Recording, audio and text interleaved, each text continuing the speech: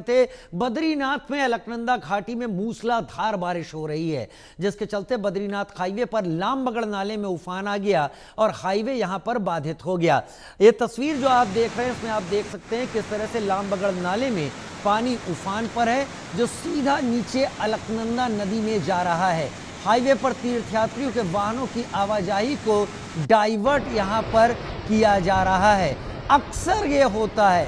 संजय, हम दो तस्वीरें इस वक्त अपने दर्शकों को दिखा रहे हैं। पहाड़ से मलबा गिरता हुआ केदारनाथ यात्रा मार्ग पर, जिससे बचने की वहां लोग कोशिश कर रहे थे, जो कि रुद्रप्रयाग जिले में पड़ता है। और बद्रीनाथ उत्तराखंड अलकनंदा घाटी, यहां पर लामबगड़ के पास जबरदस्त पानी आया और ये सीधे अलकनंदा में जा रहा है।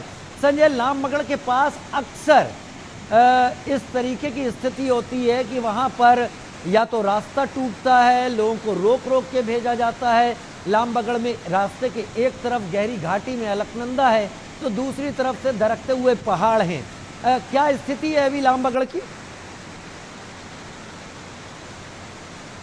आपको उस स्थिति को बताऊंगा कि ये सड़क के एक तरफ पूरा पहाड़ है और दूसरी तरफ डिवाइडर की तरह से लगा हुआ है और पूरा नीचे लगभग 200 मीटर के नीचे अलकनंदा नदी बह रही है। तो और ये जो पहाड़ है वह पहाड़ पक्के पहाड़ नहीं, ये कच्चे पहाड़ है।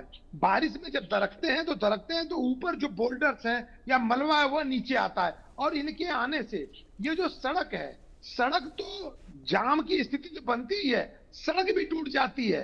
जो पक्के सड़क हैं, जो तारकोल के सड़क है, वो टूट जाते हैं, जिससे वह रास्ते में लोगों को रामबगड़ की अगर हम बात करें तो लगातार पिछले 5 वर्षों से देखने को मिल रहा है कि रामबगड़ में हर साल एक बार मलबा जमा होता है, सड़कें टूटती हैं, जिन्हें बनाने में ही पूरा का पूरा ये बारिश का मौसम निकल जाता है। डर इस बात का है कि अभी बारिश शुरू भी नहीं हुई है। इसको आप यही कह सकते हैं कि बारिश का मौसम शुरू हुआ है और इस शुरू होने के दौर में अगर आज ये स्थिति है तो आने वाले समय में क्या स्थिति होगी, इस पे चिंता का विषय है।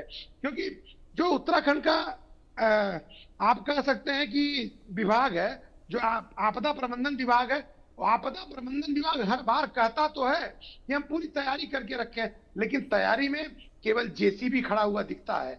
दूसरे जो विषय है, मैंने कहा विदेशों में देखने को मिलता है, यहाँ के नेता जाते हैं, अधिकारी जाते हैं, वहां पे जाते हैं सीखने के लिए कि पहाड़ों पे कैसे इस चीज को रोका जाए। तो उस रोकने के लिए जो जाल का सिस्टम है उसको एडॉप्ट नहीं करते हैं। अगर एक बार ये ट्रीटमेंट हो जाए तो हमारी समझ से आने वाले समय में ये जो हर वर्ष ये समस्या का सामना करना पड़ता है, हो सकता है ये न करना पड़े। जी, और इसमें सबसे बड़ी बात यह है संजय कि चारधाम यात्रा भी चल रही है और लामबगड़ से कुल 20 किलोमीटर ही पड़ता है बद्रीनाथ और 23 किलोमीटर पर माणा पड़ता है। तो ये यात्रा और उस दौरान ये हालत, बहुत सारे तीर्थयात्री फंस गए होंगे। दो विषय में जिक्र करूंगा आपके प्रश्न के जवाब। एक तो आपने कहा यात्री फंस गए होंगे। यात्री का जो वहां का माहौल है, हमने कुछ विजुअल्स भेजे हैं, रुकने का नाम नहीं ले रहे हैं। बार बार अनाउंसमेंट किया जा रहा है कि रोड को साफ कर दिया जाए, उसके बाद जाए। तो हम अपने चैनल के माध्यम से कहते हैं कि आप अगर चारधाम आ रहे हैं तो दो तीन दिन एक्स्ट्रा लेके आए, क्योंकि जल्दबाजी ना करें।